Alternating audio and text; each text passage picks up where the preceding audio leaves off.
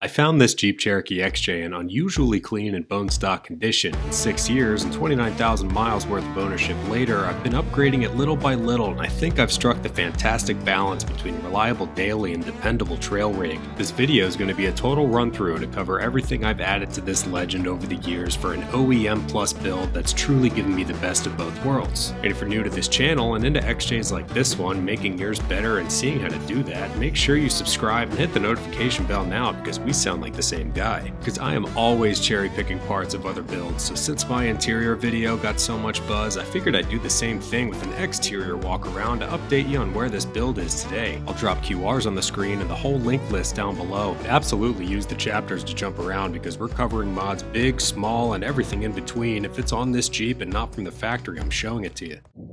Must be a pretty cool Jeep. So from 20 feet away, this XJ looks pretty close to stock, and compared to the builds we see the most, this one's pretty tame. But aside from an effort to maintain a stock-ish aesthetic, the sport trim was pretty base, so it was a blank slate for upgrading, but not at the expense of daily ability that I still need. Starting small here, I blacked out the emblems with Plastidip, which is one of the best ways to accomplish this in my opinion, since it's super easy, only semi-permanent, therefore none of the risk that comes from paint, since you can just peel it right off. But if you do it carefully, it can last for a couple years, with some of mine on its 4th year of service through rain, snow, and shine. The factory halogen headlights were a joke, so I added K-Suspension's upgraded harness, paired that with these housings by Vision X, which upgraded the tired stock Sylvanias pretty well. Pretty soon after, I went LED with these truck light clones that looked fantastic. They added some aggression to the front end and added some good power, but when I found these Holly Retro Brights by Morimoto that are in now, it was a done deal, because they have been fantastic. Certainly a premium headlight. They've got a razor sharp cutoff and could x-ray a hippo, just quintessential OEM Plus modification with none of the compromise. Now this 01 Sport didn't come with fog lights, so I picked up a pair of OEM replacements from Amazon I was actually pretty happy with. They filled in some missing beam and added some visibility, but I dropped in some LED bulbs that looked pretty good, but the halogen housings diffused that light way too much to even tell they were on with the headlights, so they weren't really effective other than just looking good. But I found these new old stock KC highlights from the 80s on eBay I had to have for that period correct aesthetic. They match the running lights almost to a T, and for 80s era lights, they have some great output. They actually do work and do what fogs need to do, and cutting through inclement weather and warming up a white headlight beam for that purpose.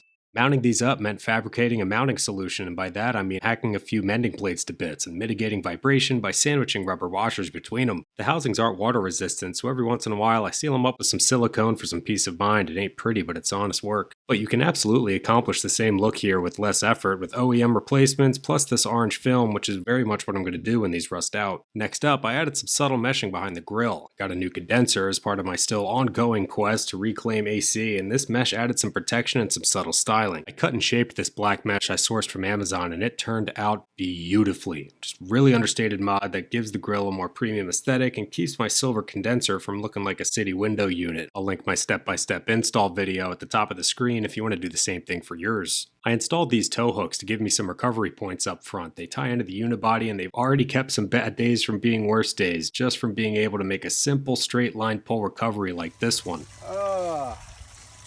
I wouldn't do any lateral pulls with them, and fitment wise they aren't perfect. They do press into the plastics a little bit, but some great peace of mind here if you're going to get out in this Jeep. Moving down, I got this factory skid plate from a friend some time ago to add some protection to the front steering components. Now it's made for a stock height Cherokee, but does put a sheet of steel in front of some front end linkages still, but it makes an even better splash shield to keep some mud and debris like this caked on salt here from just shooting right up into my front end and into my alternator. That skid and more of my front end is painted with Rust-Oleum high performance enamel, and whatever I hit with that stuff is still looking great years later. They're more protected and therefore less prone to fading and corrosion, but I discovered this paint by Steel It that's supposed to be even better and a little more industrial grade. Getting into suspension and steering, I upgraded the stock tie rod with one from a V8 ZJ, which is a stellar way to beef up stock steering easily since it bolts up directly and isn't hollow like the stock one, so you can demand much more from it. And the QR on screen covers the whole parts list for that conversion. This steering stabilizer is from Old Man Emu to match the shocks, and the Barn steering box brace was a simple and effective way to fortify my stock steering box. It's meant to take the brunt off of those full lock wheel turns under load by fortifying the sector shaft, and it shores up the whole front end by tying both unibody rails together. Keeping all that in one piece on Sunday gets me to work on Monday.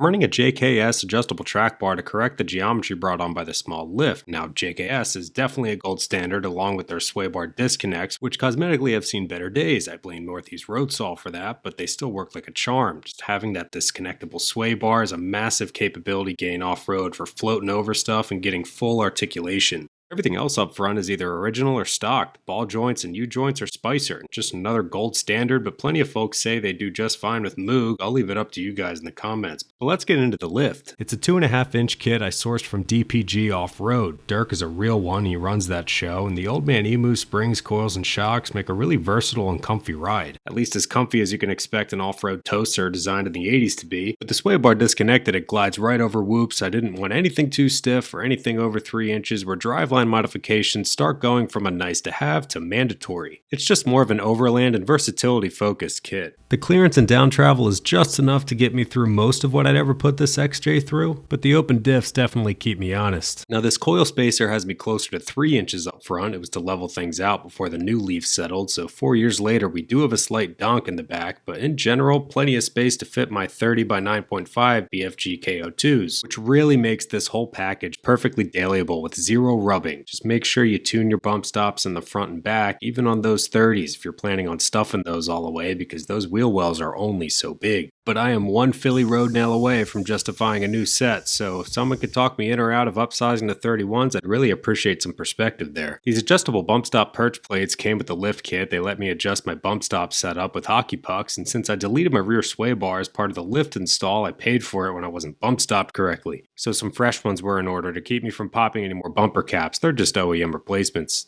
Now all that oily residue we're seeing is just leftover fluid film. It's the lanolin coating I apply once a year to protect this Jeep from all the corrosive salt they lay down in the winter around here. Now this stuff gives me a fighting chance against my local government's conspiracy to destroy everything I love. I highly suggest using this stuff. If they lay salt down in your area, it'll keep your vehicle in one piece. And that's a linked list to everything I use to fight that seasonal battle on screen. Over to the wheels, alloy was the move for me since they're much lighter than steel and best for MPGs and road manners, so I went with these 15-inch Baja Extreme 2s. With 4 inches of back spacing, the stance is just right, and that little bit of extra track width makes a small but worthwhile difference in mitigating butt pucker moments. They seem discontinued now, but I'll link the original listing below in case that changes. Next up in upgrades that just make this Jeep a better version of itself, the ASI transfer case linkage was an outstanding upgrade over the crusty and over-engineered stock one. I wanted those shifts as smooth and predictable as possible, and ASI's linkage is universally loved for making that happen.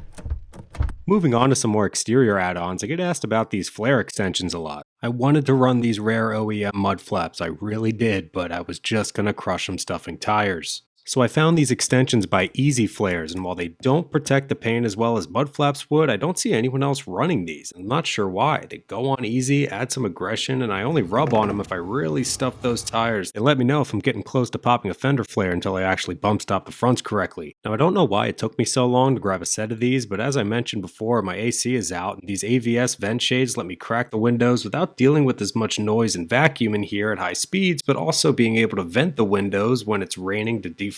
These are actually so elite. Since my window motors are old and aren't used to sharing that window channel with anything else, the stick-ons were the play versus the in-channel version, so a bit of an aesthetic trade-off, but either way, if you like a nice traffic sig on a rainy day, boy are these for you. Another small daily convenience multiplier here, I cannot do without these little blind spot mirrors in anything I drive. They're a dime a dozen, great for curb level visibility, just one of those handy little accessories that help me out.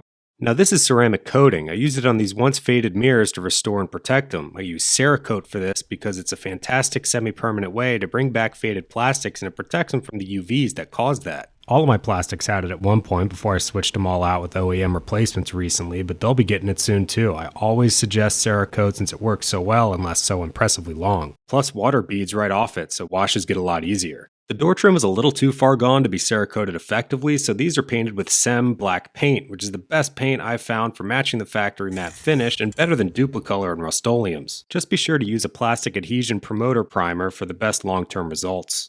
I did away with the stock fishing rod antenna. They're cool, but they get distracting, so I switched to the stubby one. I lose some radio signal, which is just a total non-issue for me, but even though I vibe with the old style antenna, it's nice to have one that doesn't flop around and catch branches and narrow trails. I just couldn't find this exact one, so I'll link one just like it.